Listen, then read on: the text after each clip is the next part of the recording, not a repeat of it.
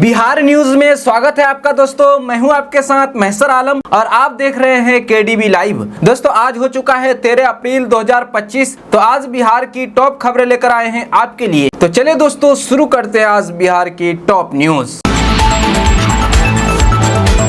दोस्तों बिहार में इस साल के अंत में विधानसभा चुनाव प्रस्तावित है। इसको लेकर सभी सियासी दल चुनाव की तैयारियों में जुटे हैं। एनडीए की बैठक के बाद अब खबर है कि इंडिया ब्लॉक ने भी बैठक बुलाई है। जानकारी के अनुसार 17 अप्रैल को पटना में बैठक आयोजित होगी। बैठक में कांग्रेस और राजद के अलावा सीपीआई माले और सीपीआई-एम भी शामिल होंगी। सूत्रों के माने तो बैठक में सीएम पद को लेकर फैसला हो सकता है। इसके अलावा सीटों के बंटवारे पर भी सहमति बन सकती है। जानकारी के माने तो बैठक में कांग्रेस की ओर से कन्हैया कुमार, कृष्ण अल्लावड़ू और प्रदेश अध्यक्ष राजेश कुमार शामिल होंगे। वहीं आरजेडी की ओर से तेजस्वी यादव और वरिष्ठ नेता शामिल होंगे। पिछले दिनों सीएम फेस को लेकर कांग्रेस ने लगातार बयानबाजी कर रहे थे। कांग्रेस के कुछ विधायक तेजस्वी यादव को सीएम बनाने की वकालत कर रहे हैं, तो वहीं कुछ विधायक चुनाव के बाद सीएम पद पर फैसले की बात कर रहे थे। ऐसे में कोई असमंजस्य की स्थिति न रहे और अनर्गल बयानबाजी से बचने के लिए इंडिया ब्लॉक ने यह महत्वपूर्ण बैठक बुलाई है। दोस्तों बिहार सरकार ने राज्य के सरकारी विद्यालयों की सभी कोटि के शिक्षकों को राहत देते हुए वेतन के साथ बकाया वेतन का भी भुगतान करने का निर्णय लिया है। इस फैसले से लंबे समय से वेतन का इंतजार कर रहे शिक्षकों में खुशी का लहर दौड़ गई है। शिक्षा विभाग ने इस संबंध में सभी जिला शिक्षा पदाधिकारियों को 1 सप्ताह के अंदर भुगतान सुनिश्चित करने का आदेश दिया है। विभाग ने स्पष्ट किया है कि इस कार्य में किसी प्रकार की लापरवाही बर्दाश्त नहीं की जाएगी।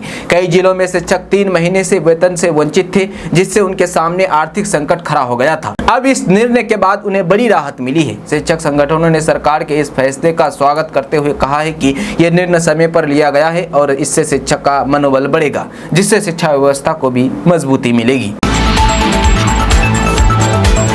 दोस्तों चिराग पासवान ने बिहार चुनाव से पहले कास्ट सेंस का खुलकर सपोर्ट किया है। ये बात इसलिए महत्वपूर्ण है कि लोकसभा में विपक्ष के नेता राहुल गांधी जातिगत जनगणना के लिए जोरदार मुहिम चला रहे हैं। गुजरात में हुए कांग्रेस अधिवेशन में भी राहुल गांधी ने बीजेपी सरकार और पीएम मोदी पर निशाना साधा था। सत्ता में आने पर जातिगत जनगणना कराने की बात कही है। 2025 में बिहार के 3 दौर कर चुके राहुल गांधी ने नीतीश कुमार के जातिगत जनगणना को फर्जी बताया था। जातिगत जनगणना के पैरोकार लालू यादव भी और राहुल गांधी की सक्रियता के कारण कहीं न कहीं टकराव की भी नौबत आ रही है। वहीं पीएम मोदी के हनुमान केंद्रीय मंत्री चिराग पासवान ने लालू यादव की राजनीति को भी निशाने पर लिया है और ये जताने की कोशिश की है कि वे मुस्लिम यादव की राजनीति को भी सही नहीं मानते हैं। चिराग पासवान ने जातिगत जनगणना को ये कहते हुए वकालत की है कि ऐसा होने से सरकार को लोगों के लिए कल्याणकारी योजनाएं बनाने के लिए आंकड़े मिल जाएंगे।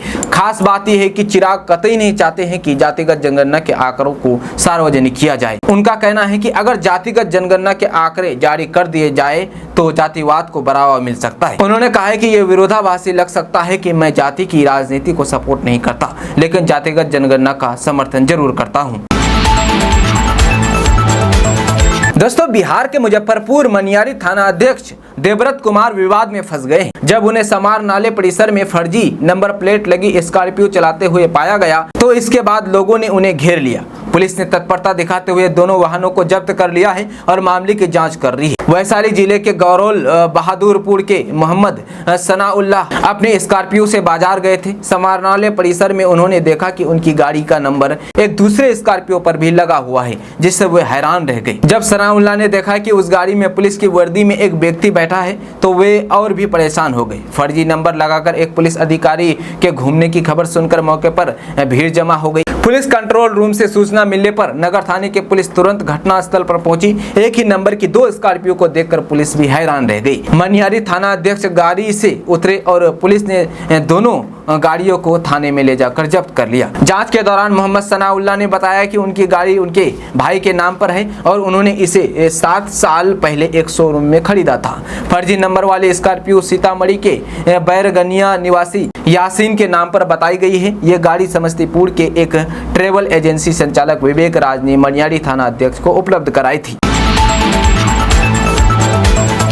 दोस्तों बिहार के मुजफ्फरपुर से एक हैरान कर देने वाला मामला सामने आया है, जहां कुछ बदमाश लिफ्ट देने के बहाने युवक से 1 लाख रुपए सहित उसका बैग लेकर फरार हो गई। पीड़ित अपनी बहन की शादी के लिए मुंबई से कमाकर घर वापस जा रहा था। इस बीच लुटेरों ने उसके सारे अरमान चूर चूर कर दिए। पैसे लूटे जाने के बाद पीड़ित फूट फूट कर रो रहा है। युवक ने पुलिस में अज्ञात लोगों के खिलाफ शिकायत दर्ज कराई है। पीड़ित की पहचान शिवहर जिले के पुरहनिया थाना क्षेत्र के बसंत पट्टी के रहने वाले रंजन कुमार के रूप में की गई है। थाने में दर्ज शिकायत के अनुसार पीड़ित मुंबई से वापस अपने घर शिवहर लौट रहा था। देर रात वो मुजफ्फरपुर पहुंचा। रात उसने स्टेशन पर ही बिताई। सुबह करीब 5:30 बजे वो एमली चट्टी बस स्टैंड के लिए निकला। स्टैंड पहुंचा तो बस छूट गई थी। इसके बाद वहां पीड़ित को एक व्यक्ति मिला जिसने बताया कि वो भी शिवहर जा रहा है, उसकी भी बस छूट गई है। उसने पीड़ित को 7 ऑटो लेकर चलने की बात कही। युवक मान गया। थोड़ी दूर आगे गया तो आरोपी युवक बोला कि मेरा मौसी का बेटा आ रहा है, बाइक से वहां हम दोनों को पहुंचा देगा। थोड़ी देर में ब्लू कलर की अपाची बाइक आती है। आरोपी पीड़ित को अपना बैग देकर आराम से पीछे बैठने को कहता है। जैसे कि बैग देकर पीड़ित बैठने की कोशिश करता है, आरोपी बाइक भगा देता है और इस तरह उससे लूट की घटना हो जाती है। दोस्तों, ये खबर सिवान जिले के पंचायत और प्रखंडों से पदस्थापित 13 नियोजन शिक्षकों की नियुक्ति से जुड़ा हुआ है। बताया जा रहा है कि इनकी नियुक्ति जिला शिक्षा नियोजन अपीलीय प्राधिकार के तहत साल 2020 में की गई थी। यही नहीं, ये सेवा भी दे रहे थे। इनकी नियुक्ति पर राज्य अपीलीय प्राधिकार के तहत चुनौती दी गई और इस नियुक्ति को तर्क दिया गया कि नियुक्ति अवैध ढंग से की गई है। इसके बाद इस मामले की सुनवाई राज्य अपीलीय प्राधिकार ने की और कुल 83 शिक्षकों को तत्काल पद से हटाने का आदेश जारी कर दिया था। उनके द्वारा उठाई गई वेतन की वसूली का भी फैसला सुनाया गया था। इसके बाद शिक्षकों ने हाईकोर्ट का रुख किया और पटना हाईकोर्ट में एक याचिका दायर की गई, जिसका केस नंबर CWC 16170/22 था। इसमें कामिनी कुमारी बनाम राज्य सरकार एवं अन्य के खिलाफ मामला दायर किया गया था। उच्च न्यायालय पटना द्वारा बिना रिक्ति के जिला अपीलीय प्राधिकार के फैसले को सही ठहराते हुए शिक्षकों के द्वारा दायर की गई याचिका को खारिज कर दिया गया है, जिसमें नियुक्ति को अवैध मानते हुए जिस दिन से ज्वाइनिंग हुई है उस दिन से उन्हें वेतनमान वसूली कर दिया जाए। इस फैसले को माननीय उच्च न्यायालय के द्वारा बरकरार रखा गया है। दोस्तों, वक्फ संशोधन अधिनियम 2025 को लागू होने से पहले ही केंद्र की मोदी सरकार विपक्ष और मुस्लिम संगठनों के निशाने पर है। वक्फ अधिनियम के लागू होने के बाद से इसका विरोध और भी बढ़ गया है। मुस्लिम संगठन अब इस कानून को वापस लेने की मांग कर रहे हैं। अब इसी कड़ी में विपक्ष एक बार फिर केंद्रीय मंत्रिमंडल में मुस्लिम चेहरा न होने का मुद्दा उठा रहा है, जिससे बीजेपी घिरती हुई नजर आ रही है। अब इस मुद्दे को खत्म करने के लिए बीजेपी आला कमान ने तैयारी शुरू कर दी है। दरअसल बीजेपी की अगुवाई वाली एनडीए सरकार मई से जुलाई के बीच मंत्रिमंडल में होने वाले फेरबदल में इस समस्या का समाधान निकालने पर विचार कर रही है। मंत्रिमंडल में एक भी मुस्लिम चेहरा न होने को लेकर मोदी सरकार की ओर से आलोचना हो रही है। मीडिया रिपोर्ट के मुताबिक प्रधानमंत्री नरेंद्र मोदी अपने शक्ति मंत्र सबका साथ सबका विकास के तहत मंत्रिमंडल में पसमानदा समुदाय के एक मुस्लिम सदस्य को शामिल करने पर विचार कर रहे हैं। रिपोर्ट के मुताबिक बीजेपी में इस पद के लिए फिलहाल 2 प्रमुख नामों पर चर्चा हो रही है, जिसमें गुलाम अली खटाना शामिल है जो राज्यसभा सांसद है। दूसरा नाम जमाल सिद्दीकी का है जो पार्टी के अल्पसंख्यक मोर्चे के राष्ट्रीय अध्यक्ष हैं। दोस्तों, पेड़ ने यवतमाल जिले के एक किसान को रातों रात करोड़पति बना दिया। ये बात किसी को हजम नहीं होगी, लेकिन ये पुसद तालुका के खुर्सी के एक किसान की सच्चाई है। इस किसान का नाम केशव सिंधे है। एक पैतृक वृक्ष के कारण उन्हें अचानक ये लॉटरी जीत मिली। कोर्ट में अपील करने के बाद जब पेड़ की कीमत 4,97,00,000 रुपए अंकित की गई तो इसका खुलासा हुआ, जिससे हरकंप मच गया। केशव सिंधे के 7 एकड़ के पुश्तैनी खेत में एक पेड़ है। 2013-14 तक सिंधे परिवार को ये नहीं पता था कि ये पेड़ किस चीज का है। 2013-14 में रेलवे विभाग ने एक सर्वेक्षण कराया। उस समय कर्नाटक से कुछ लोग इसे रेलवे लाइन को देखने आए थे। उन्होंने बताया कि ये वृक्ष चंदन का है और इसका मूल्य क्या है। उस समय सिंधे परिवार पूरी तरह से सदमे में था। इसके बाद रेलवे ने जमीन का अधिग्रहण कर लिया, लेकिन रेलवे विभाग पेड़ की कीमत चुकाने में अनिच्छुक रहा। इसलिए परिवार ने पेड़ का मूल्यांकन एक निजी संगठन से करवाया। उस समय इसकी कीमत 4,97,00,000 रुपए बताई गई थी, लेकिन रेलवे ने इसे देने से इनकार कर दिया। इसलिए सिंधे परिवार अदालत चला गया। अदालत ने पेड़ के मूल्यांकन के लिए मुआवजे के रूप में 1 करोड़ रुपए जमा करने का आदेश दिया था। अब इसमें से 50 लाख रुपए किसानों के खाते में जमा करने के आदेश दिए गए हैं। सिंधे परिवार को वह पैसा निकालने की अनुमति दे दी गई है। प्रारंभ में सिंधे परिवार ने लाल चंदन के पेड़ का मूल्यांकन एक निजी इंजीनियर से करवाया था। हालांकि तब रेलवे ने इसे अनदेखा कर दिया क्योंकि यह बहुत अधिक था, तो सिंधे ने उच्च न्यायालय में मामला दायर किया था। दोस्तों देश में सोना चांदी के भाव में लगातार बदलाव हो रहा है। बदलाव का ये दौर बिहार में भी जारी है। प्रदेश में बीते कुछ दिनों से सोने चांदी की कीमतों में लगातार बदलाव जारी है। वहीं सिल्वर प्राइस टुडे चांदी के भाव में आज तेजी दिखाई गई है। पटना के सर्राफा बाजार में आज 24 कैरेट सोना का दाम 95,886 रुपया प्रति 10 ग्राम हो गया है। 22 कैरेट सोने की कीमत आज 88,336 रुपये प्रति 10 ग्राम पर पहुंच गई है। इसी तरह 18 कैरेट सोना भी 72,276 प्रति 10 ग्राम बिक रहा है। आज पटना के सर्राफा बाजार में चांदी की कीमत 93,682 प्रति किलोग्राम दर्ज की गई है। दोस्तों बिहार सरकार ने एक बड़ी पहल की है, जिसके तहत अब राज्य के सरकारी स्कूलों में 9वीं से 12वीं तक के विद्यार्थियों को तैरने का प्रशिक्षण दिया जाएगा। इस योजना का उद्देश्य छात्रों को आपदा प्रबंधन के प्रति सक्षम बनाना है, ताकि जल जनित आपदाओं के कारण वे स्विमिंग के साथ दूसरों की भी मदद कर सके। जहां भी पहले से स्विमिंग पूल मौजूद है, वहां योग्य और प्रशिक्षित कोच द्वारा विद्यार्थियों को प्रशिक्षण दिया जाएगा। वहीं दूसरी ओर जिला और प्रखंड स्तर पर भी एक नए स्विमिंग पूल का निर्माण किया जाएगा।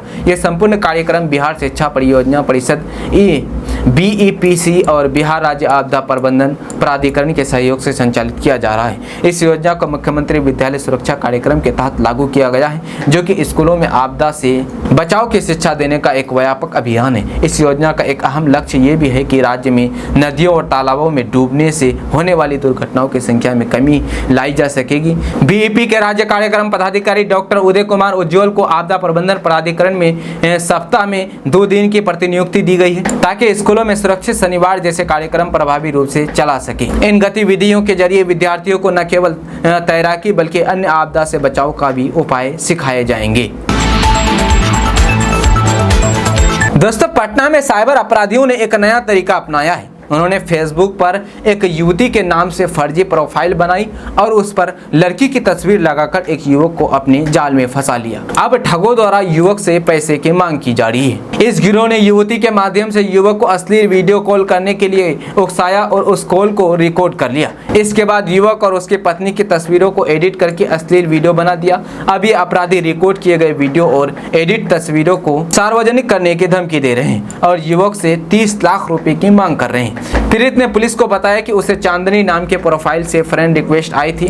दोस्ती के बाद उस लड़की ने उसे दानापुर रेलवे स्टेशन के पास मिलने के लिए बुलाया, लेकिन वो नहीं आया। इसके बाद उसे एक और लड़की के नाम से मैसेज आया, जिससे उसे एहसास हुआ कि वो ठगों के जाल में फंस चुका है। एक अन्य घटना में पुनाईचक के एक युवक को अनजान नंबर से फोन आया। फोन करने वाले ने खुद को बैंक कर्मचारी बताया और क्रेडिट कार्ड के बारे में बात की। उसने युवक को व्हाट्सएप पर स्क्रीन शेयर करने के लिए कहा और उसकी तस्वीरें ले ली।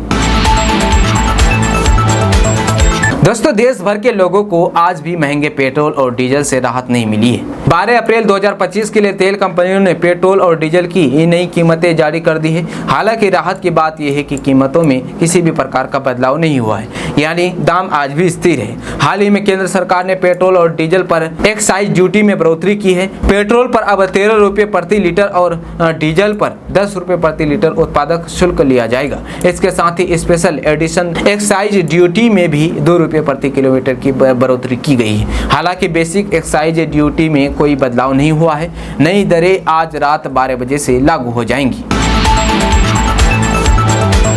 दोस्तों बिहार के उप मुख्यमंत्री सह कृषि मंत्री विजय कुमार सिन्हा ने कहा कि राज्य में जैविक कृषि को बढ़ावा देने के लिए कॉरिडोर आधारित परियोजना चलाई जा रही है। इसे राज्य के 13 जिले में लागू किया गया है। इसके तहत टिकाऊ खेत, मिट्टी की गुणवत्ता, जैविक उर्वरक उपयोग और रोजगार के अवसर बनाने पर बल दिया गया है। किसानों को अधिक से अधिक लाभ मिले, इसके लिए हर साल जिला स्तर पर कम से कम 3 विक्रेता बैठक आयोजित करते हैं। इसी तरह पीएम मोदी की एनडीए सरकार की बहुप्रशंसित नमामि गंगे योजना के अंतर्गत भी 12 जिले के 700 किसान समूहों को जैविक खेती के लिए प्रेरित किया जा रहा है। सिन्हा ने आगे कहा कि जैविक कॉरिडोर योजना के तहत किसानों एवं किसान समूहों द्वारा जैविक खेती की जा रही है। दोस्तों आरजेडी प्रमुख लालू प्रसाद यादव के करीबी विधायक रीतलाल यादव के पटना स्थित आवास के अलावा कई ठिकानों पर पुलिस ने शुक्रवार को छापेमारी की। इसके बाद दानापुर एएसपी भानु प्रताप सिंह ने बताया कि एक व्यक्ति के शिकायत के बाद रेड डाली गई है। एक व्यक्ति ने रंगदारी मांगने का विधायक और उनके शागिर्द पर आरोप लगाया है। एएपी भानु प्रताप सिंह ने कहा है कि रेड के दौरान 77,50,000 का ब्लैंक चेक 5 स्टाम्प मिले हैं जो संदिग्ध है। 6 संदिग्ध ब्लैंक चेक भी हम लोगों ने बरामद किए हैं। 14 डीड भी मिले हैं जो पूरी तरीके से संदिग्ध हैं। 6 पेन ड्राइव, एक ओटी टोकी भी मिला है। हालांकि ऐसा चर्चा हो रही थी कि रीतलाल यादव के पास AK-47 हथियार रखे हुए हैं। उसी को लेकर पुलिस इतनी बड़ी संख्या में बड़ी छापेमारी करने आई थी। कहीं ना कहीं पुलिस ये सूचना को सही मान रही है और इसको लेकर ड्रोन कैमरे का भी सहारा लिया गया। ड्रोन कैमरे से पूरे इलाके पर पुलिस नजर रखे हुए थी, लेकिन AAP के बयान के बाद सारी चर्चाओं पर विराम लग गया है। दोस्तों नीतीश कुमार की जनता दल यूनाइटेड जदयू के मुख्य प्रवक्ता नीरज कुमार ने जनसुराज के सूत्रधार प्रशांत किशोर पर निशाना साधा है। उन्होंने कहा है कि पटना के गांधी मैदान में प्रशांत किशोर की रैली में उतनी ही भीड़ थी जितनी आमतौर पर गांधी मैदान में शाम को टहलने वालों की होती है। रैली के जरिए पीके ने खुद को बेनकाब करने का अच्छा काम किया है और अपनी असफलताओं के लिए दूसरों पर दोष मढ़ने का कोई मतलब नहीं है। उन्हें लगता था कि राजनीति एक व्यवसाय है, लेकिन ऐसा नहीं है। अब उन्हें तमिलनाडु जाकर व्यापार करनी चाहिए। जदयू प्रवक्ता ने कहा कि अब प्रशांत किशोर को ये मैसेज मिल गया है कि बड़ी बड़ी बातें करने से बदलाव नहीं आता। पीके की राजनीति का शटर गिर गया है। आपको बता दें कि पटना के गांधी मैदान में पीके की जनसुराज की पहली चुनावी रैली थी, जिसको लेकर प्रशांत किशोर ने दावा किया था कि बिहार बदलाव रैली में 5 लाख से ज्यादा लोग शामिल होंगे। रैली स्तर पर पड़ी कुर्सियों तक नहीं भर पाई। प्रशांत किशोर ने नीतीश कुमार और पटना प्रशासन पर ठिकरा फोड़ते हुए आरोप लगाया है कि उनसे लाखों लोगों को मिलने से रोका गया है। 2 लाख लोग जाम में फंसे रहे, प्रशासन ने उनकी कोई मदद नहीं की, जबकि रैली आयोजन की हर परमिशन प्रशासन से की गई थी, लेकिन अब लोगों को धोखा मिला है। दोस्तों पटना जिले में दाखिल खारिज और परिमार्जन मामले में सुस्ती के कारण 3 अंचल अधिकारियों CO से स्पष्टीकरण मांगा गया है। जिला अधिकारी डॉक्टर चंद्रशेखर ने इस कार्रवाई को उन मामलों की लंबित स्थिति के संदर्भ में किया गया है। जिला अधिकारी डॉक्टर चंद्रशेखर सिंह ने इस कार्रवाई को उन मामलों की लंबित स्थिति के संदर्भ में किया है जो 75 दिनों से अधिक समय से अटके हुए हैं। यह निर्णय एक समीक्षा बैठक के दौरान लिया गया है, जिसमें राजस्व मामलों के प्रगति का आकलन किया गया है। जवाब संतोषजनक नहीं रहा तो विभागीय कार्रवाई शुरू की जाएगी। जिन अंचल अधिकारियों से डीएम ने शोकॉज किया है उसमें पाटलिपुत्र, पालीगंज और बख्तियारपुर के CO शामिल है। पाटलिपुत्र, पालीगंज और बख्तियारपुर के CO द्वारा दाखिल खारिज के आवेदन के निष्पादन में लापरवाही के मामले में डीएम डॉक्टर चंद्रशेखर सिंह ने स्पष्टीकरण मांगा है। शुक्रवार को लोक शिकायत से संबंधित मामलों की सुनवाई के दौरान तीनों अंचलों के CO ने संतोषजनक उत्तर नहीं दिया। उन्होंने बताया कि लोक शिकायत के 17 अपीलीय मामलों की सुनवाई की गई, जिसमें लापरवाही करने वाले 3 अंचल अधिकारियों से स्पष्टीकरण मांगने का निर्देश दिया गया है। लोक शिकायत निवारण में लापरवाही करने वाले अधिकारियों के खिलाफ कठोर कार्रवाई की जाएगी। दोस्तों पटना में जल जनित रोगों से बचाव के लिए अब पटना में लोक स्वास्थ्य संस्थान PHI ने एक महत्वपूर्ण पहल की है। अब आप सिर्फ 40 रुपए में अपने पीने के पानी की जांच करवा सकते हैं। कम खर्च में पानी की जांच PMCH के पास स्थित PHI में बोर्डिंग, सरकारी आपूर्ति या RO के पानी की शुद्धता की जांच मात्र 40 रुपए में कराई जा सकती है। जांच रिपोर्ट मोबाइल पर भेजी जाएगी और विशेषज्ञ आपको जल उपचार के उपाय भी बताएंगे। विशेषज्ञ द्वारा सहायता शहरी क्षेत्र में संस्थान के विशेषज्ञ घर जाकर भी जल उपचार में मदद कर सकते हैं। यदि आपके पास विसंक्रमित बर्तन नहीं है तो PHI मुफ्त में देगा। निदेशक डॉक्टर SP सिंह ने ये जानकारी दी है। डॉक्टर सिंह ने बताया कि PHI में अत्याधुनिक लैब में 3 दिनों के भीतर पानी की जांच कर रिपोर्ट दी जाती है। दूषित तत्व पाए जाने पर उपचार के उपाय भी बताए जाते हैं। जांच के लिए 100 मिलीमीटर पानी साफ बोतल में लाना होगा। भारी धातुओं की जांच प्रदेश में पानी में भारी धातुओं की मात्रा अधिक रहती है, जिसकी जांच के लिए आधुनिक मशीन मंगवाई गई है। जल्द ही आर्सेनिक, लेड जैसे तत्वों की जांच भी शुरू की जाएगी। दोस्तों बिहार के सरकारी स्कूलों में जिन शिक्षकों को ट्रांसफर के लिए पटना जिला आवंटित किया गया है उनके दस्तावेजों की जांच की जाएगी। इसके लिए शिक्षा विभाग ने उच्च शिक्षा की उप निदेशक डॉक्टर दीपक कुमार सिंह के नेतृत्व में एक 3 सदस्यीय कमेटी का गठन किया है। विभाग की तरफ से गठित की गई ये कमेटी शिक्षकों के दस्तावेजों की जाँच कर 5 दिनों के भीतर प्राथमिक शिक्षा निदेशक को अपनी रिपोर्ट सौंपेगी। इसके बाद जल्द ही शिक्षकों को पोस्टिंग मिल सकती है। बता दें कि प्राथमिक शिक्षा निदेशक साहिल के हस्ताक्षर के साथ शुक्रवार को इस कमेटी के गठन का आदेश जारी किया गया है। जानकारी के अनुसार उच्च शिक्षा के उप निदेशक डॉक्टर दीपक कुमार सिंह कमेटी के अध्यक्ष होंगे। प्राथमिक शिक्षा के उप निदेशक संजय कुमार चौधरी सदस्य होंगे और माध्यमिक शिक्षा के उप निदेशक अब्दुल सलाम अंसारी सदस्य सचिव के रूप में कमेटी में कार्य करेंगे। विशेष बीमारी से जूझ रहे शिक्षकों से पिछले साल 1 दिसंबर से 15 सितंबर तक ई शिक्षा कोष पोर्टल पर ट्रांसफर पोस्टिंग के लिए ऑनलाइन आवेदन मांगे गए थे। विशेष बीमारी से जूझ रहे आवेदकों को पति पत्नी की पोस्टिंग के आधार पर ट्रांसफर के लिए इस साल 28 फरवरी, 24 मार्च और 30 मार्च को आदेश जारी किए गए थे। शिक्षकों की तरफ से मिले विकल्पों के अनुसार जिला आवंटन की सिफारिश की गई थी।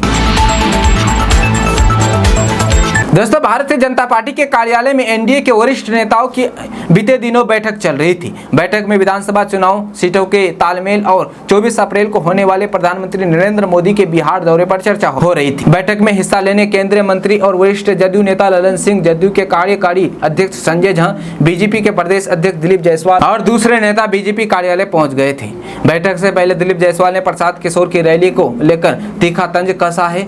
दिलीप जायसवाल ने कहा है कि प्रशांत किशोर का सारा पैसा डूब दिया गया। प्रशांत किशोर का मैंने नया नाम रखा है पैसा किशोर। प्रशांत किशोर को अब समझ में आ गया होगा कि पैसे से बिहार में राजनीति नहीं की जा सकती है। बीजेपी प्रदेश अध्यक्ष दिलीप कुमार जायसवाल ने कहा कि मुझे बहुत दुख हो रहा है प्रशांत किशोर की हालात देखकर। प्रशांत किशोर इतना पैसा खर्च किया लेकिन उनका पैसा डूब गया। बीते दिनों बीजेपी के कार्यालय में हो रही बैठक को अहम माना जाता है। बीजेपी नेता कह रहे हैं कि ये मीटिंग महज प्रधानमंत्री नरेंद्र मोदी के 24 अप्रैल के बिहार दौरे को लेकर हो रही है, लेकिन सूत्रों की माने तो ऐसा है ही नहीं। प्रधानमंत्री के दौरे पर भी चर्चा होगी, लेकिन ये बैठक एनडीए गठबंधन की चुनावी रणनीति पर सीटों के तालमेल की बैठक है। इसमें संजय झा भी है और ललन सिंह भी। इसमें चुनावी खाका बनाया जाएगा। भाजपा प्रदेश अध्यक्ष दिलीप जायसवाल ने कहा कि बीते दिनों बड़ी बैठक हुई। कभी जनता दल की कार्यालय में जाकर बैठक करता हूँ और जनता दल के लोग भाजपा कार्यालय में आकर बैठक करते हैं। ये हम लोगों का प्यार है। उन्होंने कहा कि प्रधानमंत्री नरेंद्र मोदी के दौरे को लेकर बैठक हो रही है कि किस तरीके से प्रधानमंत्री मोदी का जो दौरा है और 24 अप्रैल को जो पंचायत दिवस के अवसर पर प्रधानमंत्री मधुबनी में एक बड़े रैली को संबोधित करेंगे, उसकी सफलता को लेकर और उसकी समीक्षा को लेकर एक बड़ी बैठक बुलाई गई है, जिसमें एनडीए घटक दल के सभी लोग मौजूद रहेंगे। दोस्तों बिहार की राजधानी पटना को जल्द ही एक नए रेलवे स्टेशन का तोहफा मिलने जा रहा है। इसके लिए निर्माण कार्य की शुरुआत होने वाली है। लगभग 4 करोड़ 80 एकड़ भूमि पर 5 प्लेटफॉर्म वाले प्रस्तावित नए टर्मिनल का निर्माण कार्य हार्डिंग पार्क के पास होगा। इसके लिए हार्डिंग पार्क के पास ही जमीन को अतिक्रमण मुक्त कराने का काम शुरू किया गया है, जिसके तहत करीब 60 झोपड़ियों को यहां से हटाया गया है। पटना जंक्शन के पास हार्डिंग पार्क में इसे सब अर्बन स्टेशन के रूप में विकसित किया जाना है। नए सब अर्बन स्टेशन के निर्माण के बाद विशेष कर दिल्ली जाने वाली 60% ट्रेनों को यहीं से संचालन की तैयारी की गई है। इससे पटना जंक्शन पर ट्रेनों के दबाव में कमी आएगी। इसके साथ ही जंक्शन से पूर्व और पश्चिम की दिशा में चलने वाली पैसेंजर ट्रेनों का संचालन अब इस नए टर्मिनल से किया जा सकेगा। पटना के इस सब अर्बन स्टेशन के निर्माण का भूमि पूजन भी हो चुका है। आधुनिक सब अर्बन स्टेशन पर लोकल ट्रेनों के लिए सिंगल लाइन वाले 4 प्लेटफॉर्म बनाए जाएंगे। यहाँ अप में 2 और डाउन में 2 सवारी गाड़ियां एक साथ ही खड़ी हो सकेंगी। दोस्तों 6 से 7 महीने के अंदर बिहार विधानसभा चुनाव होने हैं। ऐसे में यहाँ का सियासी पारा काफी तेजी से हाई होने लगा है। इस साल के अंत में होने वाले विधानसभा चुनाव को लेकर पॉलिटिकल पार्टियां पहले से ही अगले लेवल की रणनीति बनानी शुरू कर दी है। इस बीच अब बिहार की सियासत एक बार फिर से गर्मा गई है, लेकिन इस बार कारण थोड़ा अलग है। भाजपा के वरिष्ठ नेता और पूर्व केंद्रीय मंत्री अश्विनी चौबे द्वारा एक बयान दिया गया है, जिसमें उन्होंने नीतीश कुमार को उप प्रधानमंत्री बनाए जाने की वकालत की है। इस बयान ने सियासी गलियारों में नई चर्चाओं को जन्म दे दिया है। जहां कुछ लोग इसे सीएम नीतीश कुमार के सम्मान के रूप में देख रहे हैं, वहीं कुछ इसे भाजपा की छिपी रणनीति का हिस्सा मान रहे हैं। इस बयान को लेकर जदयू की ओर से प्रतिक्रिया भी सामने आई है। जदयू के प्रवक्ता अभिषेक झा ने साफ कहा है कि सीएम नीतीश कुमार ही इकलौते बिहार की राजनीति का भरोसेमंद फेस है। जदयू प्रवक्ता ने दावा किया है कि इस साल के अंत में होने वाले विधानसभा चुनाव में भी एनडीए नीतीश कुमार के नेतृत्व में चुनाव लड़ेगी और जनता एक बार फिर से सुशासन बाबू को मुख्यमंत्री बनाएगी। दोस्तों, बिहार के बेगूसराय जिले में हाल ही में एक प्रेम कहानी ने सबको चौंका दिया है।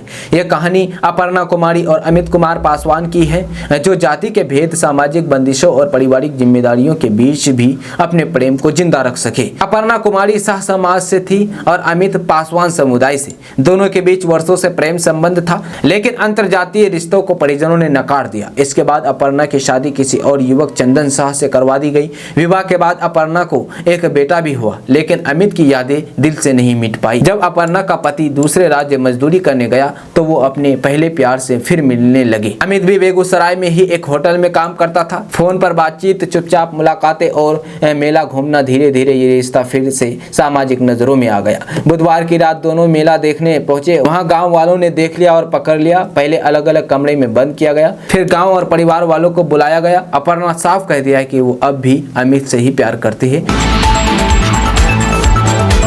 दोस्तों, कांग्रेस महासचिव सचिन पायलट ने बिहार विधानसभा चुनाव के पहले ही बड़ी बात कह दी। उन्होंने कहा है कि बिहार में अब कांग्रेस किसी के पीछे नहीं चलेगी, बल्कि खुद ड्राइविंग सीट पर बैठकर नेतृत्व करेगी। उन्होंने एनडीए सरकार पर सवाल खड़े करते हुए कहा कि इतने दिन से सरकार ने युवाओं के लिए क्या किया है। यहाँ के युवाओं के साथ धोखा हुआ है। आज भी बिहार के लोगों को बड़ी संख्या में पलायन करना पड़ता है। मीडिया से बातचीत करते हुए उन्होंने अपने बिहार दौरे पर कहा कि बिहार में लाखों की संख्या में पलायन हो रहे हैं, सरकार को उसे रोकना चाहिए। आज हमने सड़कों पर मार्च किया है। हम उम्मीद करते हैं कि सरकार अपनी नींद खोलेगी और शिक्षित नौजवानों को रोजगार के अवसर प्राप्त होंगे। सचिन पायलट के बिहार दौरे के दौरान एक ऐसी घटना देखने को मिली जो ये साफ संकेत दे रहे हैं कि कांग्रेस अब किसी के पीछे नहीं चलेगी। दरअसल पायलट ने प्रेस कॉन्फ्रेंस से निकलने के बाद पोर्टिको में सचिन पायलट ने गाड़ी के ड्राइवर को हटाकर खुद ड्राइविंग सीट की कमान संभाल ली। इस मौके पर उनके साथ ठीक बगल में प्रदेश अध्यक्ष राजेश राम बैठे थे।